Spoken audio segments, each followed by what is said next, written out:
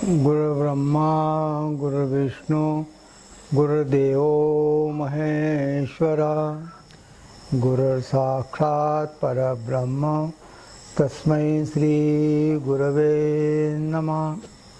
सर्वमंगल्ये मांगल्ये शिवे सर्वार्थ साधिके शरण्ये त्र्यंबके गौरी नारायणी नमोस्तुते। ओम श्री गुरु चरण कमलेभ्यो नमः।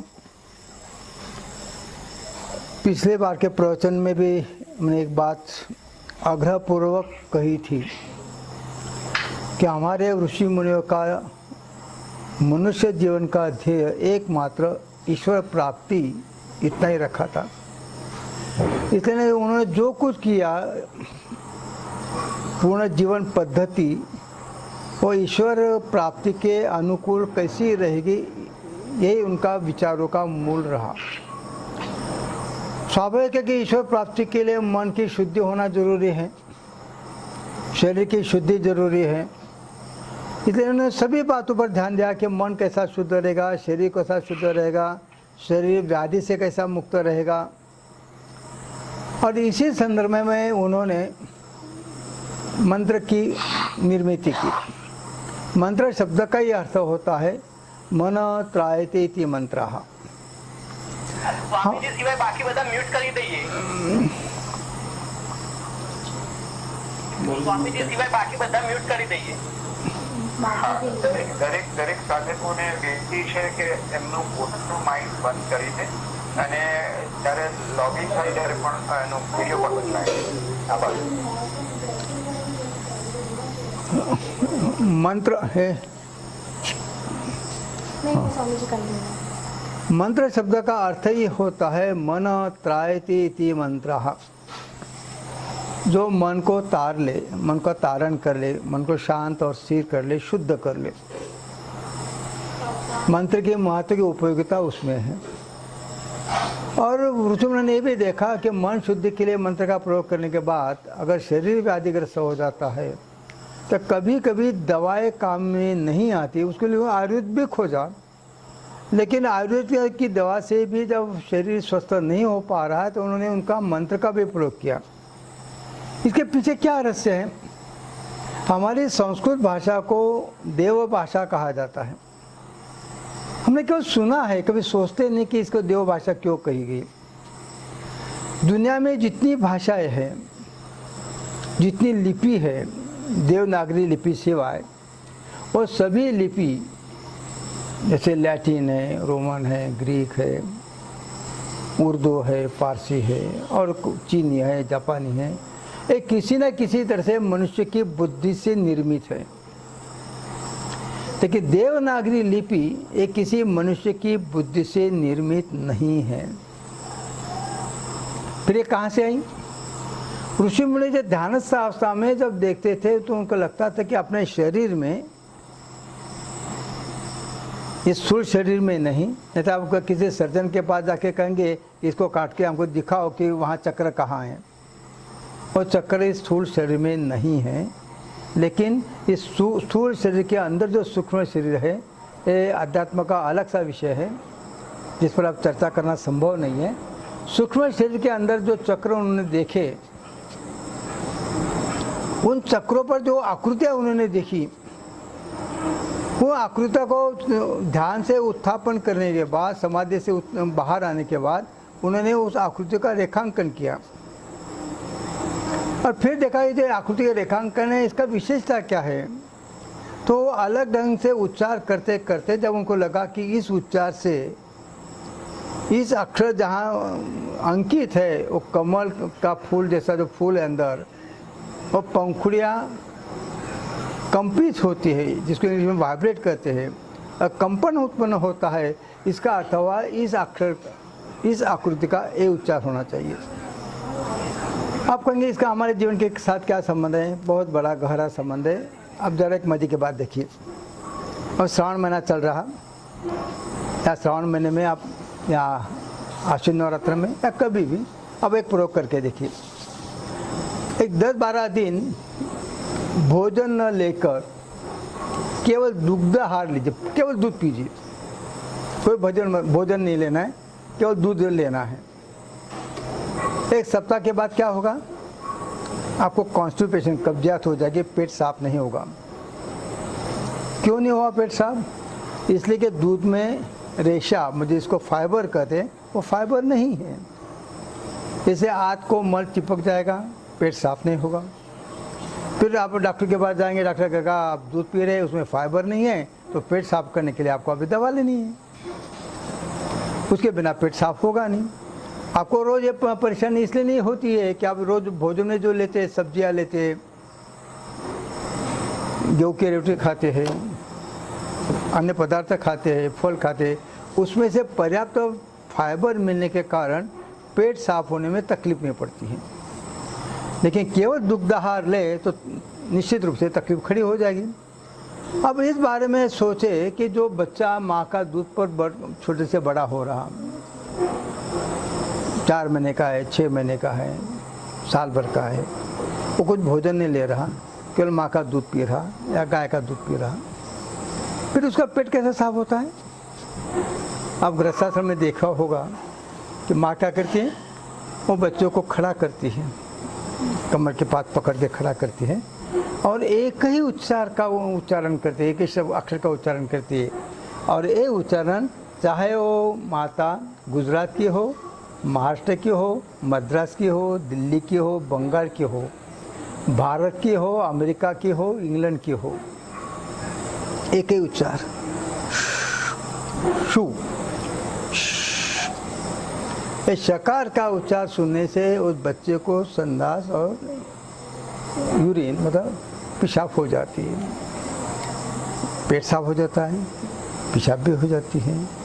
इस शकार के उच्चार से कोई भी हु कुकू मुमू नुनू ऐसे उच्चार नहीं करते, एक ही उच्चार होता है सब जगह, शकार का, शू।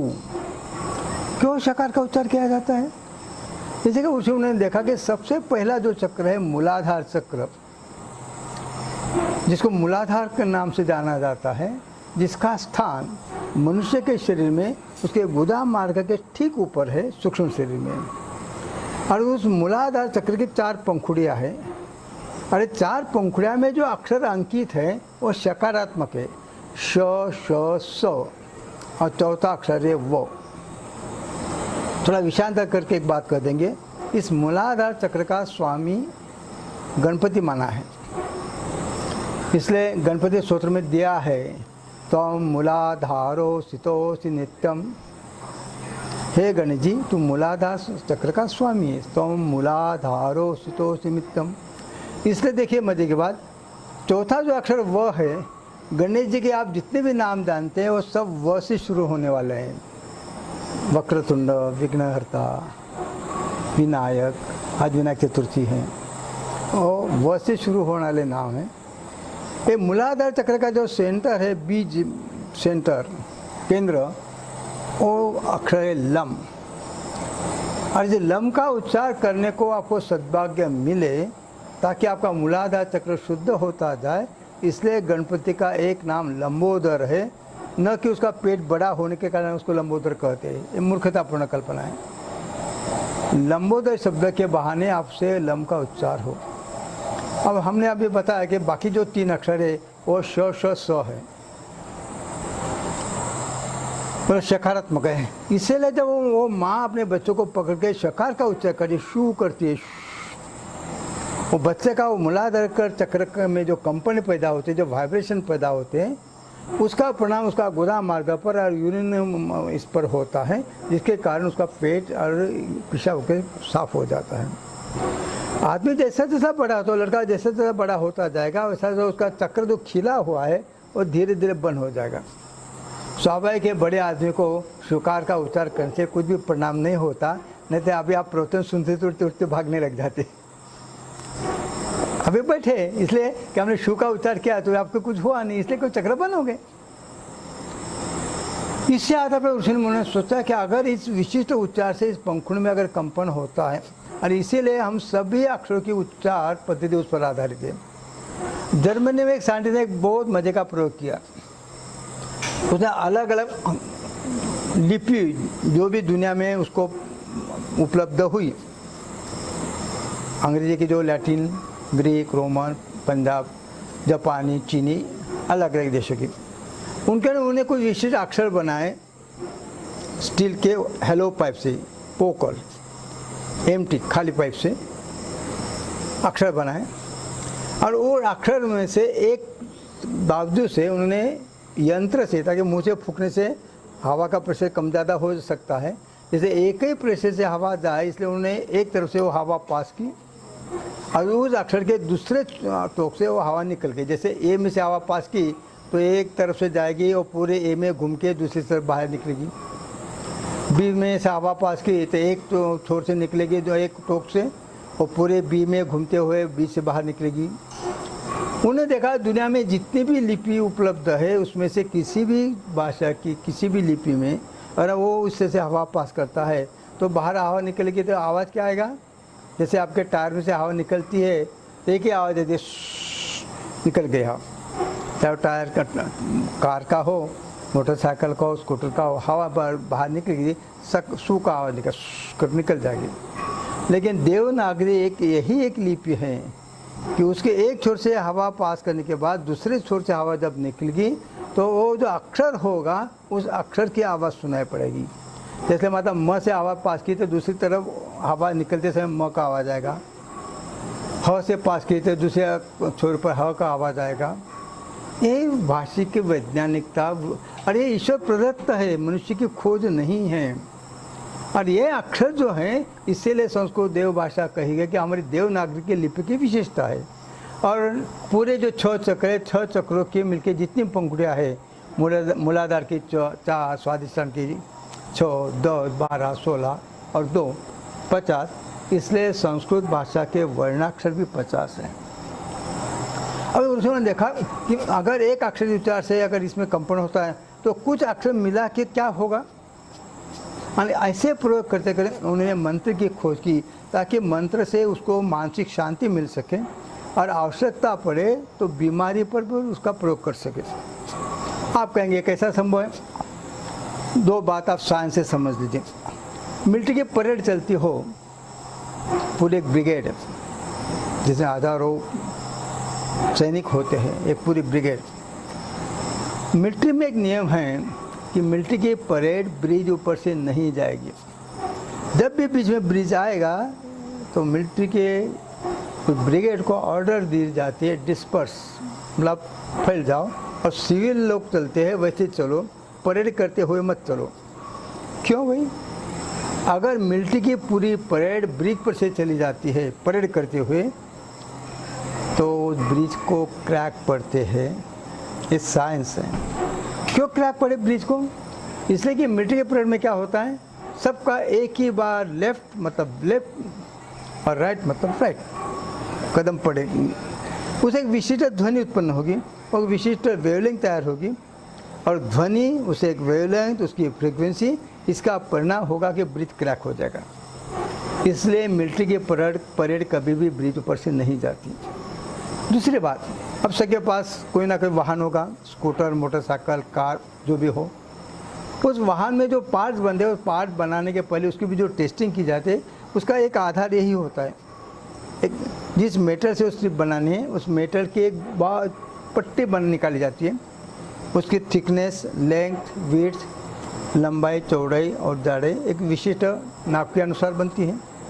उसको एक बाजू फिट कर देते हैं, दूसरी बाजू खुली रखते हैं और फिर उसको कंपन देते हैं और गिना जाता है कि कितने कंपन के बाद वो पट्टी अपने आप टूट जाती है और उसके आधार पर उस मेटल का कौन सा पार्ट बनाना है ये निश्चित किया जाता है ऑटोमोबाइल क्षेत्र में। मतलब कंपन से स्टील की पट्टी या एल्यूमिनियम की पट्टी का जो भी हो वो टूट जाती है केवल कंपन से। एक छोट फिट कर दिया स्क्रू नट से, दूसरे तरफ खुला है, उसको कंपन दे दी, वो ऐसे ऐसे ही हिलती रहेगी, ऐसे ऐसे वाइब्रेट होते होते होते अपने आप टूट जाएगी।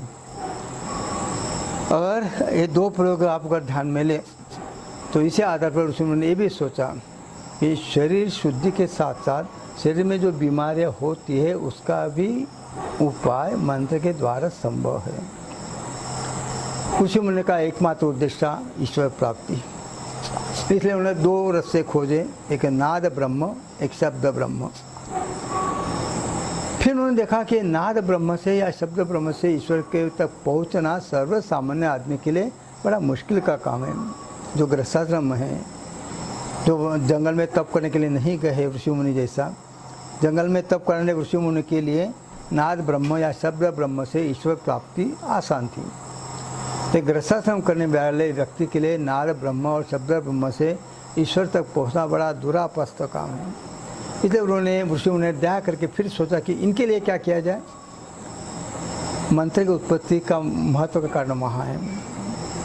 मंत्र के साथ नाद ब्रह्म भी जुड़ा है और शब्द ब्रह्म भी जुड़ा हुआ है, केवल नाद ब्रह्म नहीं, केवल शब्द ब्रह्म नहीं।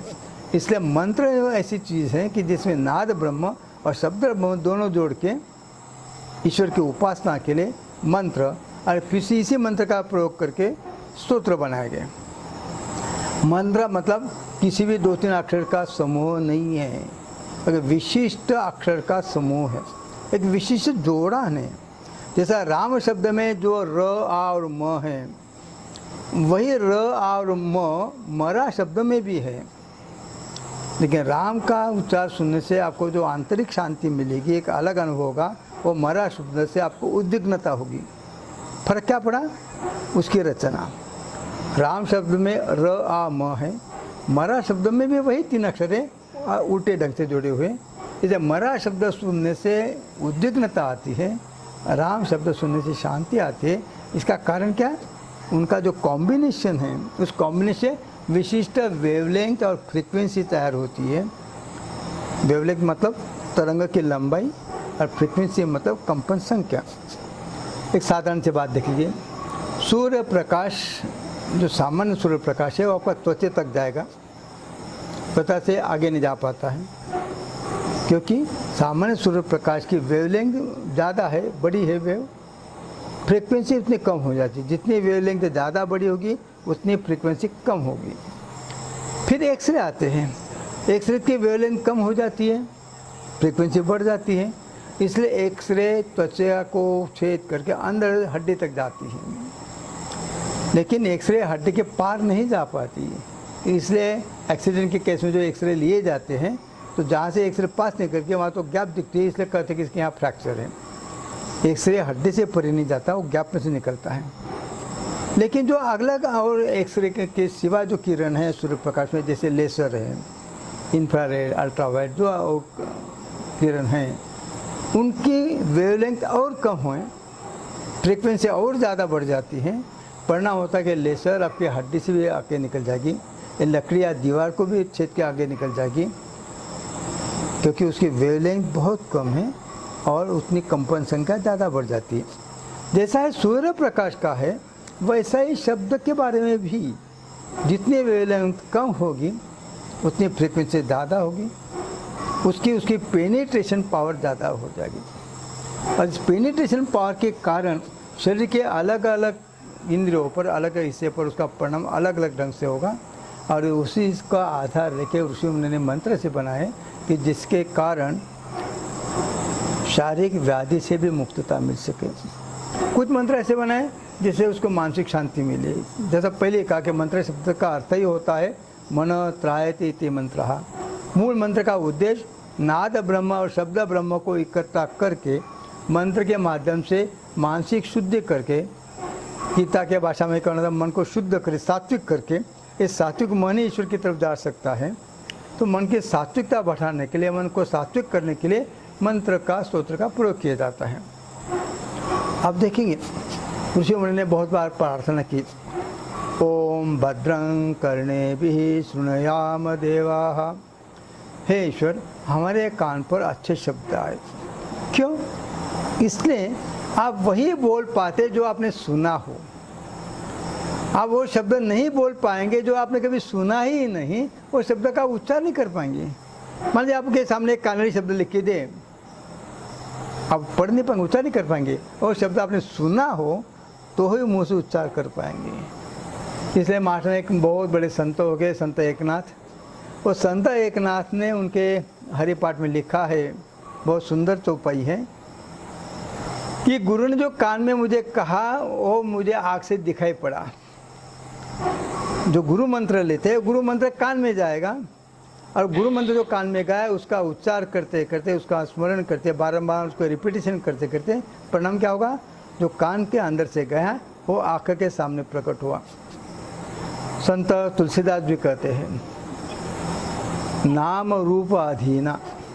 जैसे आप किसी को नाम से बुलाते हैं, आप किसी की याद करें, उसका नाम याद आएगा, जैसे उसका नाम याद आएगा वैसे उसका चेहरा याद आएगा, उसकी आकृति याद आएगी, आपको उसकी फिगर आपके आँख के सामने आएगी।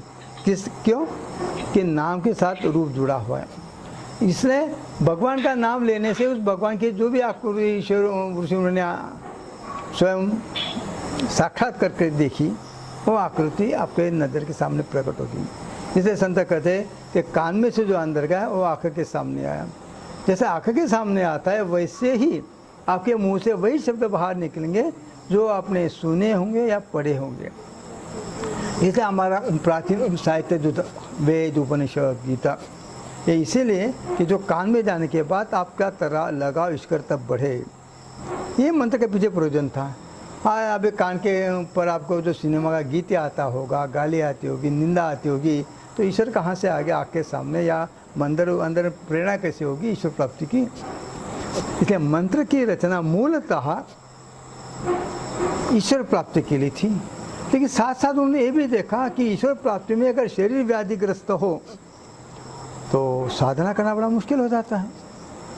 तो फिर शरीर को स्वस्थ रखने के लिए दवाएं ठीक है, पर कभी कभी दवाएं काम नहीं आती है। एक छोटी सी बात कहते, हमसे साथ जुड़ी एक बच्ची जो स्वयं डॉक्टर है, साधन भजन बड़ा अच्छा है। अब हमने उसको कह के रखा कि बेटी तुम्हारी साधन भजन की स्थिति इतनी अच्छी है कि अब तो एक ध्यान रखना कि किसी भी यहाँ की कोई मृत्यु हुई हो तो 12 दिन तक उसको तुम्हें उसके घर पर नहीं जाना है, ताकि वहाँ का उस समय जो वातावरण, जो वाइब्रेशंस होंगे, उस वाइब्रेशन से तुम्हारी तबीयत खराब हो सकती है। हुआ यो कि उसके चचेरे देवर की मृत्यु होगी। अब परिवार का ही सदस्य नज़दीक का पति का चचेरा भाई की अगर डेथ हो जाती है तो उसको जाना जरूरी है, मजबूरी से जाना ही पड़ा।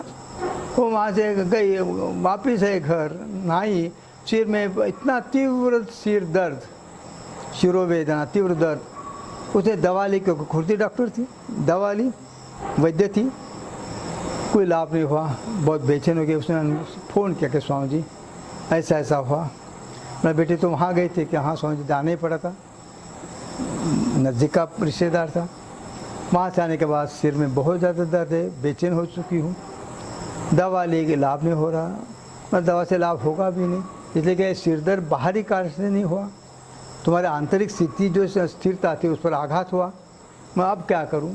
एक काम करो बेटी, अब शवासन में सो जाओ और तुमको राम रक्षा आती है, राम रक्षा में दिया हो है, शिरों में राघवा पातु, इस सिर की रक्षा भगवान राम मतलब राघव करे। तो राघव शिरों में राघवा पातु, तो आप एक काम कर, राघव से मंत्र बना के हम बताते, ओम रांग राघवाय नमः। आपके पास नोटबुक पेन हो तो लिख के रखिए। अगर आपके किसी कारण से ऐसा सिर दर्द होता है, विशेषतः स्मशान में जाने से, हमारे आश्रम से जुड़े हुए 7-8 साधक ऐसे कि जिनकी आंतरिक स्थिति इतनी अच्छी है कि उनको स्मशान में जाने के बाद, घर आने के बाद तीव्र शिरोवेदना होती है, सिर दर्द करता है। हम उसको इतना ही कहते कि भाई घर आने के बाद नहा लीजिए, संभवतः थोड़ा गोमूत्र और गंगा जल ले लीजिए, शवासन में सो जाइए और इस मंत्र का 5 से 10 मिनट शवासन में शांति से उच्चार करिए। उच्चार कैसा करना है? अपनी आवाज़ आपके कान पर जाए, खुद के कान पर आएगी इतनी ज़ोर से, रास्ते के जाने वाले लोगों को सुनाना नहीं है, चिल्लाना नहीं है और मन में भी करना नहीं है, अपनी आवाज़ अपने कान पर जाए। ओम रांग राघवाय नमः। 10 मिनट के बाद जो बच्चे का फ़ोन आया, स्वामी जी सिर दर्द आराम हो गया, अब मैं स्वस्थ हो गई। जो सिर दर्द दवा से ठीक नहीं हो पा रही थी, इसलिए वो सिर दर्द का कारण कोई बाहरी बैक्टीरियल इन्फेक्शन या वातावरण नहीं था, वो दुखद प्रसंग का वाइब्रेशन के कारण उसके सिर दर्द हुआ था। अरे वो सिर दर्द मंत्र से जा पा गया। एक ध्यान में रखे सज्जनों, चाहे जिसको जो भी कुछ बीमारी हो, थोड़ी देर के लिए हो, कुछ दिन के लिए हो, महीनों तक हो, साल भर हो, कोई भी बीमारी अपना किसी ना किसी का कर्म का फल स्वरूप आती है।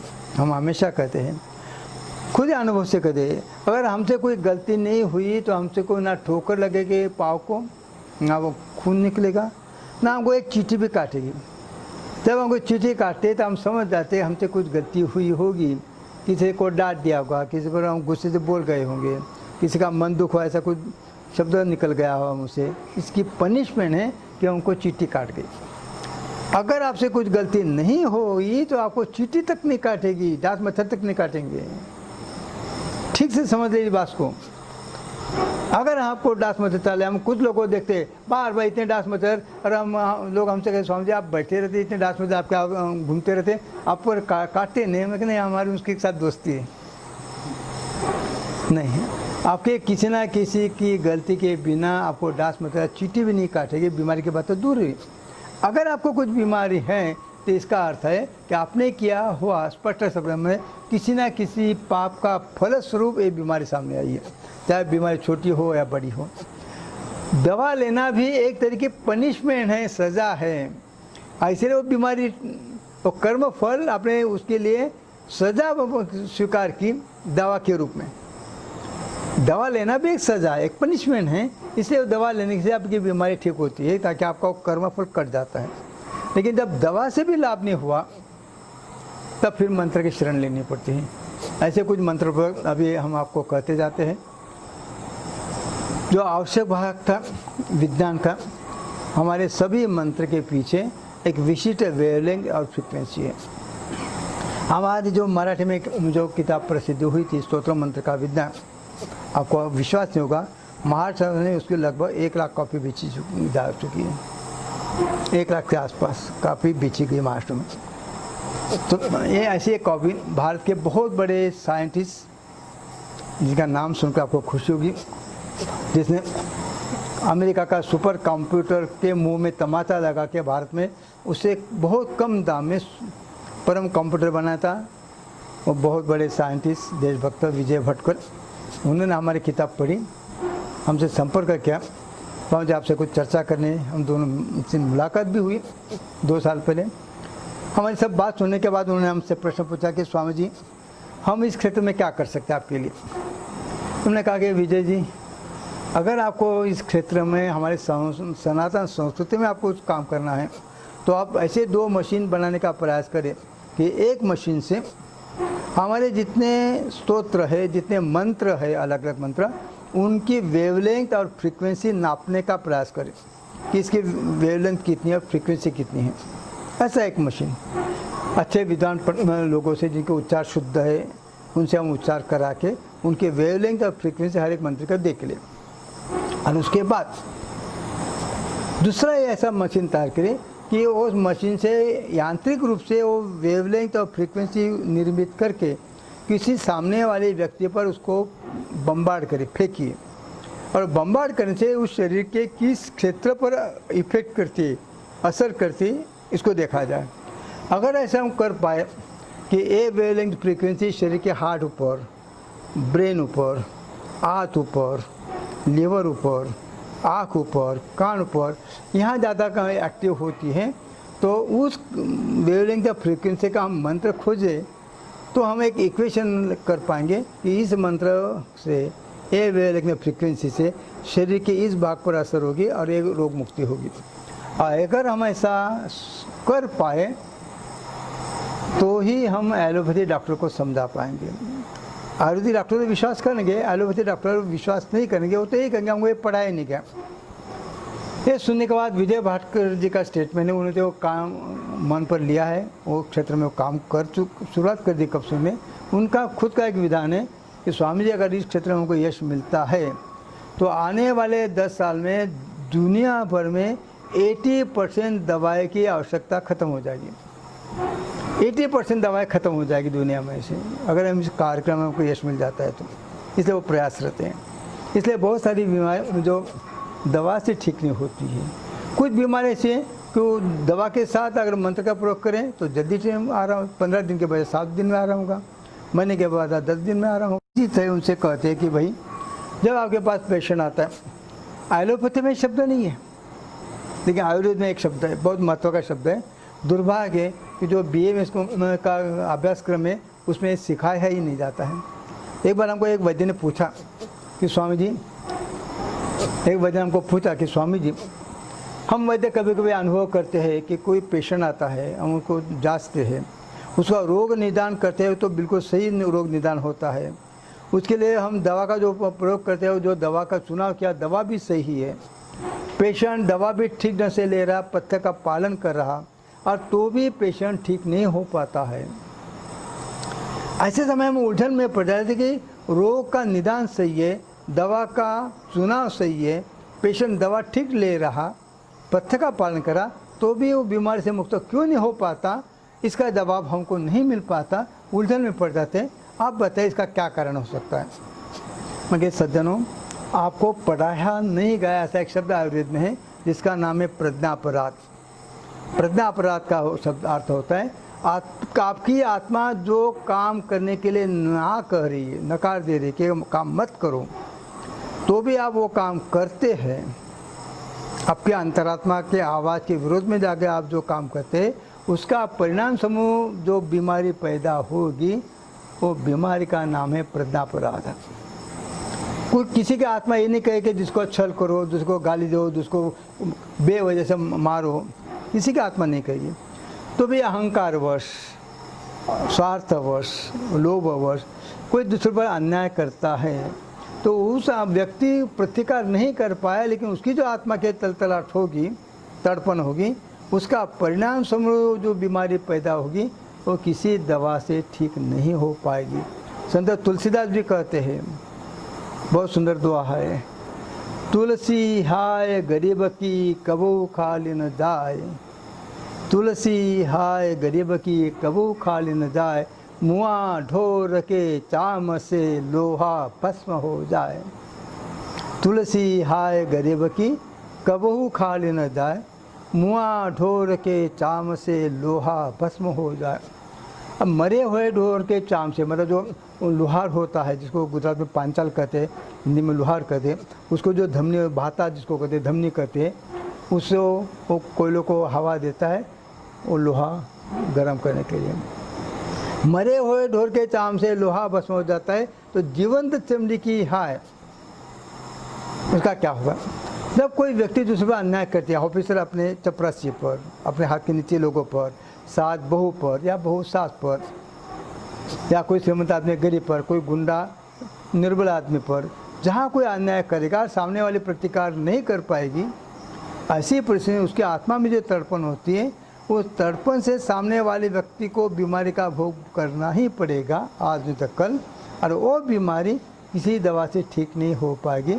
फिर उसका प्रायश्चित स्वरूप जो मंत्र उसको ईश्वर के तरफ ले जाने वाले में समर्थ है, उस मंत्र का प्रयोग उसको बीमारी ठीक करने में लेना पड़ता है। ये भी एक तरीके की पनिशमेंट है, ये भी एक पनिशमेंट है कि ईश्वर प्राप्ति के छोड़कर बीमारी ठीक करने में उस मंत्र का उपयोग करना पड़ रहा होता है। अभी हम कुछ मंत्र प्रयोग बताएंगे जिसको प्रयोग हमने किया है, लेकिन उसके पहले एक बात स्पष्ट रूप से कह देते हैं, मेहरबानी करके प्रवचन के बाद आज ही ने, कल परसों, फिर भविष्य में कभी भी कोई भी व्यक्ति हमसे फ़ोन पर संपर्क न करे कि हमको ये बीमारी है, हमारे घर परिवार में ये बीमारी है, आप मंत्र बताइए, हम बिल्कुल जवाब नहीं देंगे। ये प्रयोग हमने किए हैं जरूर, लेकिन उन लोगों के साथ जो लोग हमसे वर्षों से जुड़े हुए हैं, हम जिनके बारे में अच्छी तरह से जानते हैं, उनका सोर्स ऑफ इनकम क्या है, ईमानदारी से पैसे कमा रहे, का सरकारी ऑफिसर की लाल रिश्वत खा रहा, का स्मगलिंग का पैसा है, ये भी तो मत की बात होती है। जो हमसे सालों वर्षों से जुड़े हुई है, उनका आचार विचार क्या है हम जानते हैं, उनका घर में भोजन क्या होता है हमको पता है, उनके संस्कार क्या है हमको पता है। ऐसे हमसे जुड़े हुए परिवार को, जिसको हम ठीक तरह से जानते हैं, उनका आचार विचार, उनका भोजन, उनका संस्कार, लोगों के साथ का व्यवहार और अर्थार्जन, इनकम ऑफ सोर्स, ये सब बातें जान के जब हमको लगता है कि आप इसको मदद करने जैसी है, तब हम उसको मंत्र बताते हैं। दो ही व्यक्ति के बारे में ऐसे हमसे जुड़े हैं लोग, और जो देश और धर्म के लिए कुछ काम करे, सेवा कार्य उठाए हैं, ऐसे जो लोग संपर्क में आते हैं उनको बताते हैं। हम बाकी लोगों के लिए मंत्र बताने के बिल्कुल स्वीकार नहीं करते। मेहरबानी करके हमको कोई फ़ोन न करें। अब जो कह रहे आप चाहे आप नोट कर लीजिए, कुछ प्रयोग आपको बता रहे। एक दिन हमको बॉम्बे से फ़ोन आया। हम मुंबई में जिनके घर रुकते थे, जिस परिवार में, उस बेटी का फ़ोन आया। हम उसको बेटी कहते कि स्वामी जी फ़ोन आया दोपहर के 12 बजे कि आप तो जानते हैं कि मेरी लड़की और मेरा जमाई अमेरिका गए हैं, जाके 3 महीने भी नहीं हुए। कंपनी ने जमाई को भेजा, जमाई पत्नी को भी साथ मिलेगा, इसलिए तनख्वाह तो केवल पति को मिलती है, जमाई को मिलती है। उसे उनका घर अमेरिका में खर्च चलाना पड़ रहा। स्वाभाविक रूप से आर्थिक रूप से मुश्किल ही है। जाके अभी 3 महीने भी नहीं हुए, इसलिए किसी का परिचय भी नहीं है। अब जमाई को बुखार हो गया है। यहाँ दिन के 12 बज रहे, अमेरिका में इस समय रात के 12 बज रहे। जो क्षेत्र में, जिस क्षेत्र में वो अमेरिका में रहते, वहाँ ठीक रात के 12 बज गए हैं। मेरी लड़की का भी फ़ोन आया और रो रही है, ये मम्मी मुझे बताओ मैं क्या करूं, इनको तो बुखार हो गया है, बुखार 104 है, यहाँ रात को 12 बज रहे, मेरा किसी से यहाँ परिचय नहीं है, मुझे ये भी पता नहीं कि यहाँ दवाखाना कहाँ है, हॉस्पिटल कौन से डॉक्टर थे, कौन से डॉक्टर क्या उपचार करते, मुझे कुछ भी पता नहीं है। आड़ोस पड़ोस में किसी से परिचय नहीं है। अगर मैं टैक्सी करके जाऊँ तो मुझे विश्वास नहीं होता कि टैक्सी वाला मुझे दवाखाने में ले जाएगा या मेरे पर कुछ और बीत जाएगी, मुझे कोई मुश्किल का सामना करना पड़ेगा। इसलिए मैं अकेले टैक्सी में जा नहीं सकती, इनको ले जा नहीं सकती, इनको 104 बुखार है। अब मैं क्या करूँ इसके रात 12 बजे। मुझे कहा स्वामी अब क्या किया जाए। मतलब बेटी कुछ चिंता की बात नहीं है, हम जानते कि तुम्हारे घर में गीता है, पहले हाथ में गीता के लेके आओ फिर बताते हैं। तुरंत तो गीता लेके आए। हमने कहा कि अभी गीता का 11वां अध्याय खोजो, लिख के रखो आप लोग। गीता का 11वां अध्याय निकालो, विश्वरूप दर्शन का, उसमें 25वां श्लोक है, दंष्टा कराला निचते मुखानी। क्या यहाँ मिल गया? इस श्लोक की फ़ोटोकॉपी अपने लड़के को भेज दे और मंत्र का उच्चार तो करके व्हाट्सएप पर वो मंत्र भी उसको भेज दे और उसको कहो अब ठीक से सुन लो, हाथ अच्छी तरह से धो लो, साबुन से अच्छे से हाथ धो लो, स्वच्छ कर लो हाथ। 1 गिलास में पानी लो, उसमें उसकी 2 उंगली, दाहिने हाथ की 2 उंगली वो पानी में डुबा के रखने को कहो। और ये मंत्र गीता का 11वां अध्याय श्लोक 25, दृष्टा कराला नीचते मुखानी, ये पूरा श्लोक 108 बार बोल के वो जल उसको पिला दो। तब तक उंगली 108 मंत्र होता है, श्लोक होता है, तब तक पानी में उंगली डुबा के रखनी है। 108 बार बोलने के बाद उंगली निकाल के वो पानी उसको पिला दो। आप विश्वास नहीं करेंगे 2 घंटे में उसका बुखार उतर गया। और एक प्रयोग हमने एक इसको नहीं किया, ऐसे आप तक सैकड़ों बार हम कर चुके हैं। जब ऐसी मुश्किल आती है कि डॉक्टर के पास जाना संभव नहीं, बुखार तेज है, या दवा लेने के बाद भी बुखार कम नहीं हुआ। हमारी एक बेटी जो सर्जन है खुद, उसके भाई को बुखार हो गया था, अहमदाबाद में बहुत बड़ी हॉस्पिटल दाखिल किया हुआ था और बुखार उतरने का नाम नहीं लेता था। वो घबरा गई, उसने कहा मेरा ये प्रयोग करके देखो, शाम तक आराम हो गया। किसी भी तरह का कोई बुखार हो, तेज बुखार हो, गीता का 11वां अध्याय का 25वां श्लोक बहुत लाभ करता है। ऐसे हमारे बहुत मंत्र हैं। अब जब ऐसी परिस्थिति खड़ी होती है कि आप डॉक्टर के पास जाने के समय नहीं तो क्या करेंगे। हाँ, हो सकता है कि विषम ज्वर जैसा, टाइफाइड जैसा बुखार उतर जाएगा, फिर आ सकता है, फिर उसको 2 बार करिए, तकलीफ कुछ भी नहीं है। पानी पीना है, पिला सकते हैं आप, बुखार उतर जाएगा और व्यक्ति खुद ही बोल पाएगी तो ज़्यादा अच्छा है। लेकिन कभी कभी व्यक्ति की ऐसी आसन अवस्था होती है वो बोल नहीं पाता, तो उसका कोई भी रिश्तेदार, कोई भी व्यक्ति बैठ के मंत्र बोल के जल पिला सकती है। हमने जो कुछ प्रयोग किया उसमें से एक, आज के वर्तमान स्थिति में जो बहुत बड़ी बीमारी सब जगह फैल चुकी है, हर घर में कोई ना कोई इसका शिकार ज़रूर होगा, डिप्रेशन। लड़का 12 में आया, मानसिक तनाव में आ जाता है, डिप्रेशन में आ जाता है, उसका पढ़ाई में मन नहीं लगता, माँ बाप की बड़ी इच्छा होती है, फेल हो गया तो और ज़्यादा डिप्रेशन में आ जाता है, किसी की नौकरी छूट जाती है, आर्थिक प्रश्न, ऐसे हज़ारों कारणों आज का परिस्थिति के हम ऐसे बहुत सारे लोग देखते हैं अलग अलग कारण से डिप्रेशन में आ जाते हैं। डॉक्टर के पास गए तो डॉक्टर क्या कहेगा, दवा देता है जो है एक तरह की सेडिटेशन, जिसके तरह एक तरह की नशा आ जाती है, ताकि वो दिमाग में आने वाले विचार को दूर रख पाए, इतना ही उसका लाभ होता है। और डिप्रेशन से वो दवा से बाहर नहीं आता है, और बाहर आएगा अपने नेचुरल पद्धति से आ जाता है। डॉक्टर की दवा उसको केवल सेडेटेशन का काम करती है ताकि उसको दिमाग के हाथ सही रहे, शांत रहे। हम आपको डिप्रेशन का उपाय बताए, और ये भी प्रयोग हमने सैकड़ों लोगों पर करके देखा है। एक दिन महाराष्ट्र के बहुत बड़े अच्छे भागवत कथाकार जो खुद डिप्रेशन का शिकार हो गए थे, उनको भी इसका लाभ हुआ। 12वीं कक्षा में पढ़ने विद्यार्थी से लेके ये बड़े भागवत कथाकार तक अनेक लोगों पर प्रयोग किया है। प्रयोग ठीक से सुन लीजिए। जिसको भी डिप्रेशन की शिकायत है, घर में विद्यार्थी हो, घर परिवार में कोई भी सदस्य हो, सबके लिए प्रयोग एक समान। शर्त इतनी है, सुबह खाली पेट प्रयोग करना है। स्नान करे तो अच्छी बात है, नहीं करे तो कोई हर्ज नहीं है, कर पाए तो ठीक है, न करे तो जरूरी नहीं कि स्नान करना, लेकिन शौचादि क्रिया से निवृत्त होकर पेट खाली होना चाहिए। इसलिए सुबह ही करना है, दोपहर को नहीं। पहले नीचे एक बहुत बड़ी दरी, जिसको शतरंजी कहो, दरी को ऐसे बिछा दीजिए। उसके ऊपर एक कंबल, उलन का कंबल, घोंगड़ी जिसको कहे, उलन का कंबल, जो परदेश से आते हैं मुलायम, वो नहीं, देशी कंबल आपने। इसमें भी साइंस है। देखिए मजिका, हमारे ऋषि मुनि ध्यान के लिए दरभासन करते थे, घोंगड़ी करते थे। दिया हुआ है कि आप लकड़ी पर मत बैठे, पत्थर पर मत बैठे। क्यों? इलेक्ट्रिसिटी धातु गुड कंडक्टर है, पत्थर लकड़ी ये बैड कंडक्टर है, नॉन कंडक्टर है, सॉरी नॉन कंडक्टर है। आप ध्यान में हो या जब करते हो तो शरीर में एक सूक्ष्म विद्युत शक्ति उत्पन्न होती है। तो सर्किट पूरा करने के लिए ना गुड कंडक्टर काम का, ना नॉन कंडक्टर काम का, वो बैड कंडक्टर होना चाहिए ताकि वो सर्किट पूरा हो, लेकिन इतना जल्दी से नहीं कि आपको नुकसान पहुंचाए। इसलिए मृगा जी ने आप संबोधनीय जैसे दरभासन, और दरभासन भी संबोधने तो देशी जो भेड़ बकरी होती है, भेड़ देशी, उसकी ऐसे बोले जो खाद्य ग्रामोद्योग मंडल में मिलते हैं, वो जो कंबल आता है, वो आप कंबल ही कहते हैं ना, हाँ, वो कंबल 4 गुना घड़ी करके उसकी लंबा बिछा दीजिए, उस पर शवासन में सो जाइए। ध्यान रखें शरीर का कोई भी भाग वो कंबल के बाहर यथासंभव न जाए।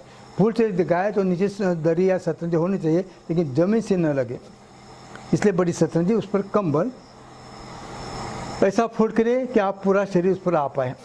उस पर शवासन में सो जाइए, आँख शांति से बंद रखिए।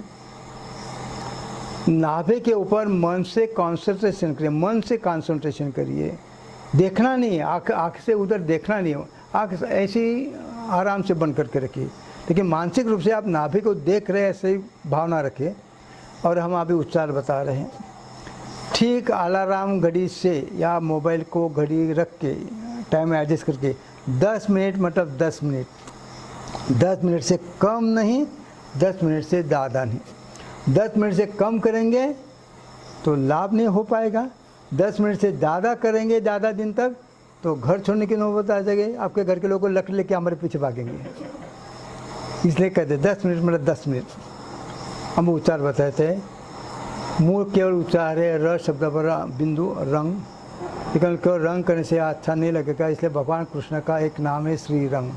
ग पूरा नहीं, ग आप, क ख ग घ, उसके बाद जो अनुनासिक है ग, गंगा, भंगो, रंगो, इसमें जो क ख ग के बाद उच्चार है उसका उच्चार करना है श्री रंग, श्री रंग, श्री रंग, श्री रंग, श्री रंग। अपना उच्चार अपने कान तक जाए, इतने ही जोर से, मन में नहीं, चिल्ला के नहीं, जोर से नहीं, अपनी आवाज़ अपने कान पर जानी चाहिए। श्री रंग, श्री रंग। 1 महीने में आप 80% आराम हो जाएगा। ज़्यादा से ज़्यादा 3 महीना करना पड़ेगा। 3 महीने करने की ज़रूरत नहीं पड़ती, लेकिन ज़्यादा से मैक्सिमम 3 महीने। कोई भी व्यक्ति कितनी भी सीवियर डिप्रेशन में हो, 100% बाहर आ जाती डिप्रेशन से। बजे के बाद हम राजा समझ जाते, वहाँ एक MD फिजिशियन जो दूसरे को डिप्रेशन की दवा देते थे, उनके घर में एक दुर्घटना घट गई। उसके पत्नी है, उसका लड़का अचानक ऑफ हो गया, वो खुद डिप्रेशन का शिकार बन गया और सुसाइड करने का सोच रहा था। उसको दूसरे डॉक्टर ने कहा कि यार भाई यहाँ हमारे यहाँ स्वामी जी आए थे, उसने ऐसा प्रयोग बताया, तो आप इस प्रयोग करके देखिए 1 महीना तक। वो सुसाइड कर भाई 1 महीना तक रुक जाओ, फिर सोचेंगे सुसाइड का। और डॉक्टर ने खुद 1 महीना प्रयोग किया और 1 महीने के बाद बाहर डिप्रेशन पूर्ण स्वस्थ हो गया। तो दूसरे डॉक्टर जिसने सलाह दी उसको गले से लगा कि भाई तुम्हारे लिए मेरी जान बच गई, उसके बाद मैंने खुद नहीं किया, वो स्वामी जी का कहा वो मैंने आपको केवल कहा। एमडी फिजिशियन डिप्रेशन जो दूसरे को दवा देता था, खुद डिप्रेशन का शिकार हो गया, दवा से बाहर नहीं आ पाया। यही एक सीधा सरल उपाय है सभी के लिए, छोटे से लेके बड़े तक। और शर्त इतनी है, पेट खाली होना चाहिए। इसलिए सुबह जितना जल्दी के पाए शौच क्रिया से निवृत्त होने के बाद हाथ मुँह धो के शांति से, कुछ खाने पीने के पहले, चाय पानी लेने के पहले खाली पेट। दूसरी बीमारी बहुत ज़्यादा है हार्ट के संबंध में। एक घटी हुई घटना कहते हैं समाप्त समय के बीच में और कुछ प्रयोग बताने। हम पुणे में जिनके घर रुकते, उस परिवार से जुड़ी एक छोटी बच्ची 3.5 साल की, उसके वॉल में छेद था, हार्ट के वॉल में छेद था, होल था हार्ट के वॉल में। उसकी माँ बहुत रोती थी। ये 3.5 साल की बच्ची तड़पती है, कभी कभी बहुत ज़्यादा तकलीफ होती है। डॉक्टर के पास जाते हैं, डॉक्टर दवा देते हैं और कहते हैं कि बहन ये लड़की जब बड़ी होगी 18-20 साल की होगी उसके बाद ही ऑपरेशन संभव है, तो उसके पहले ऑपरेशन संभव नहीं है, अब तो दवा से काम चलाना पड़ेगा। डॉक्टर का कहने के पीछे ब्रैकेट में एक रहता है, भगवान की दया से बच गई तो ऑपरेशन करेंगे, प्रोवाइडेड दैट। बची कि नहीं बची कौन जानता है, क्योंकि हार्ट में वॉल में होल है। उसे कहा स्वामी क्या किया जाए। मतलब बेटियाँ हम एक प्रयोग बताते हैं, 3.5 साल के बच्चे, इसलिए एक माँ के अधिकार से ये प्रयोग तो खुद कर सकती, इस बात को ध्यान में लीजिए। माँ बाप अपने बच्चे के लिए वो 8 साल से कम उम्र का हो तो ही उसके लिए आप कुछ कर पाएंगे। जब भी लड़का या लड़की 8 साल से ज़्यादा बड़े हो जाते हैं तो कोई भी प्रयोग उनको खुद को ही करना पड़ेगा, माँ बाप के करने से लाभ नहीं होगा। कब तक लाभ होगा? लड़का या लड़की 8 साल के होते तब तक। अब ये बच्चे 3.5 साल की, तो एक काम करो, उसको अपने गोद में सुला ले लेना, उसके हृदय के स्थान पर अपना दाहिना हाथ रखना और उसको आदित्य हृदय, फिर से सुनिए, आदित्य हृदय स्तोत्र है, संस्कृत में मिल जाता है, इंटरनेट पर भी आप खोज सकते हैं आदित्य हृदय। ये स्तोत्र आप उसको सुनाओ। स्तोत्र का अर्थ तू खुद ही नहीं जान पाएगी तो बच्चे को क्या पता लगेगा, अर्थ महत्व की बात नहीं, ये शब्द उसके कान में जाने चाहिए। ये बात हमने कही थी 28 सितंबर 2014 की बात है। सितंबर 2014, सितंबर का लास्ट वीक, 28 के आसपास तारीख। उस समय हमारे पुणे में हर 2 महीने प्रवचन होते थे। फिर नवंबर में गए, 2 महीने के बाद उसका फ़ोन आया कि स्वामी जी बड़ा चमत्कार हुआ। हम उसको चमत्कार तो नहीं मानते, उसके भाषा में कह रहे हैं कि हम डॉक्टर के पास गए थे, डॉक्टर ने देखा उसका 6 mm होल अब 4 mm हो चुका है, 2 mm घट गया 2 महीने में। मैं कहा बेटी चालू रखो। उसके फिर 2 महीने के बाद गए, मतलब जनवरी 2015 में, 31 जनवरी 2015 में फिर पुणे में थे।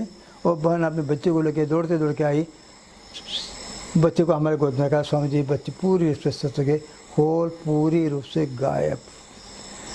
कोई डॉक्टर विश्वास नहीं कर पाएगा, कोई मेडिकल साइंस इस बात का विश्वास नहीं कर पाएगी, होल पूरी रूप से गायब।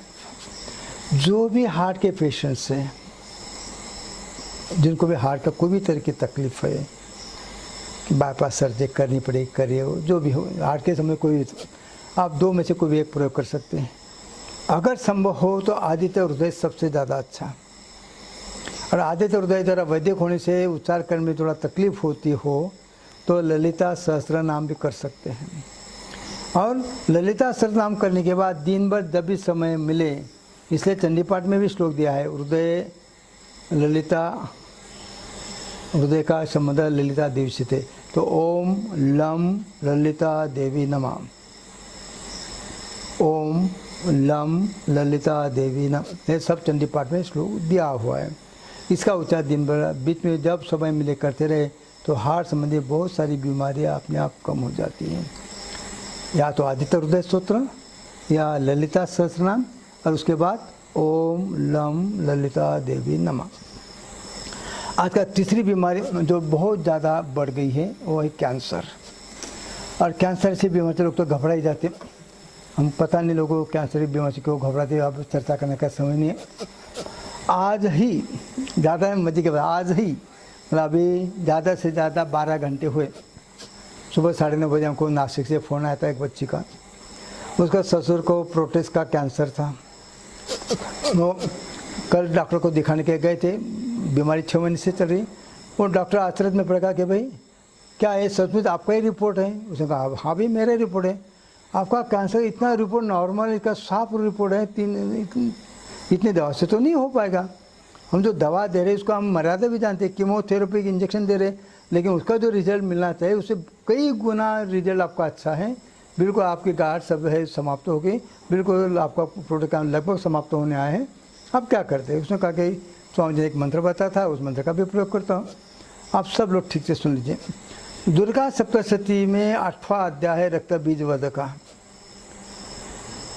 सांगली तरफ का एक गरीब आदमी, उसके परिचय पहले ठीक से जान लीजिए। उस गरीब आदमी के घर में 3 पेशेंट बिछाने पर, उसके पिताजी 97 उम्र के, 97 उम्र का बूढ़ा बिछाने पर, माँ 95 की उम्र की वो बिछाने पर, पत्नी उससे कम उम्र की थी लेकिन उसका स्पॉन्डिलाइटिस और पीठ में दर्द के कारण वो उठ नहीं पाती थी, वो बिछाने पर। कमाने वाले व्यक्ति है और घर में रसोई से लेकर घर का काम करने वाला व्यक्ति यही। उस व्यक्ति को बाहर जाके पैसे भी कमाना और घर में 3 पेशेंट को भी संभालना, क्या हालत होगी उस गरीब की। और उतने पैसे भी नहीं थे उसके पास, और दुर्भाग्य से उसको कैंसर हो गया। वो तो बिल्कुल खुश है। अब क्या करें, मुझे कैंसर, दवा के लिए पैसे नहीं है, कीमोथेरेपी तो अलग की बात हुई, ऑपरेशन की अलग दूरी बात हुई, सोच भी नहीं पाते, करे क्या। हमारी परिचय एक महिला ने हमारे मुँह से कभी सुना था, उसने कहा कि भाई एक स्वामी जी ने कहा है अगर तू चाहे तो श्रद्धा से इसका प्रयोग करके देखे। उसने कहा कहो भाई मेरे पास दूसरा इलाज ही नहीं है, पैसे नहीं दवा लेने के लिए, मुझे कैंसर है, पर मैं पैसे कहाँ से लाऊं, ये 3 लोगों के लिए पैसा कम पड़ा। उसने कहा कि दुर्गा सप्तशती में जो 8वां अध्याय है उसका आप पाठ करें नियम से। उसने कहा ठीक है करूँगा।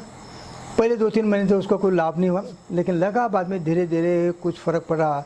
पूरा 1 साल तक वो पाठ करता रहा, 1 साल तक। 1 साल के बाद वो डॉक्टर के पास गया, डॉक्टर मुँह में उंगली दबा के रह गया कि भाई तू ना कोई दवा ली, ना कोई ऑपरेशन हुआ, ना रेडिएशन लिया, ना कीमोथेरेपी हुई, और तुम्हारा कैंसर बड़ा ठीक कैसा होगा, पूरी रूप से ठीक है, कैंसर से पूर्ण रूप से मुक्त हो गया। क्या क्या?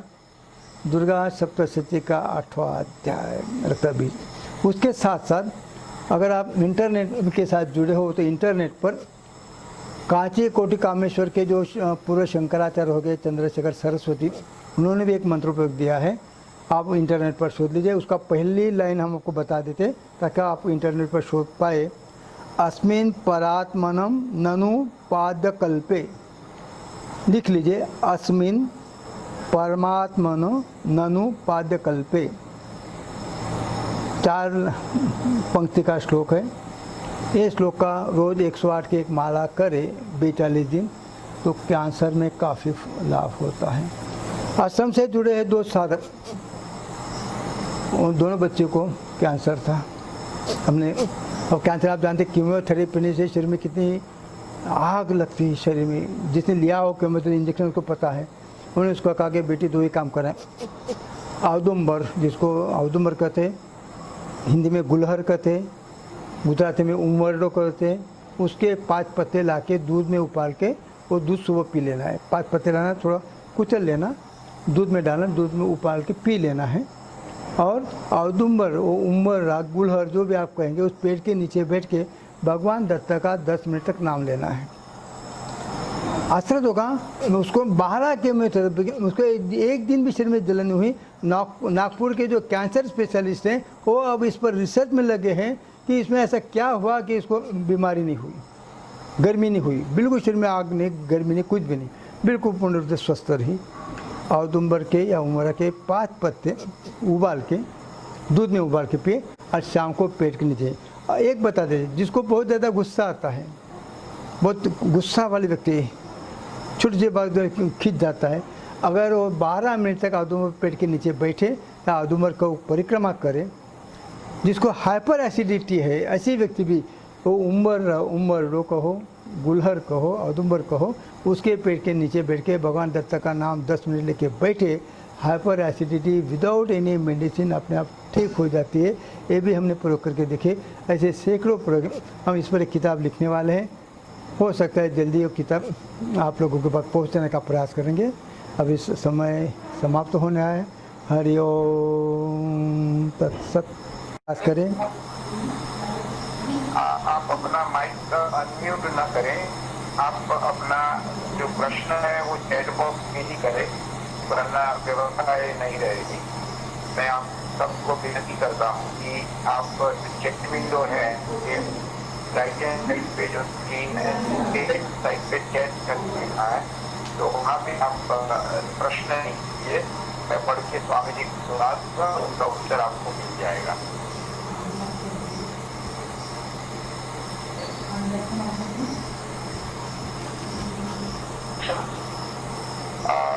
स्वामी जी, एक प्रश्न है कि एक वायरल इंफेक्शन के बारे में आप बताइए तो बहुत लाभ होगा ऐसा। देखिए, वायरल इन्फेक्शन है बहुत टेम्परेरी स्थिति है, उसके लिए दवा लेना ही ज़्यादा अच्छा। हम कई बार कहते हैं, ठीक से समझ लीजिए, तलवार से घर की सब्जी या प्याज काटा जा सकता है, लेकिन तलवार उस काम के लिए नहीं। तलवार युद्ध लड़ने के लिए होती है। मशीन गन से घर का चूहा मारना संभव है, लेकिन मशीन गन उस काम की नहीं है। मशीन गन लड़ाई के स्थान पर चाहिए।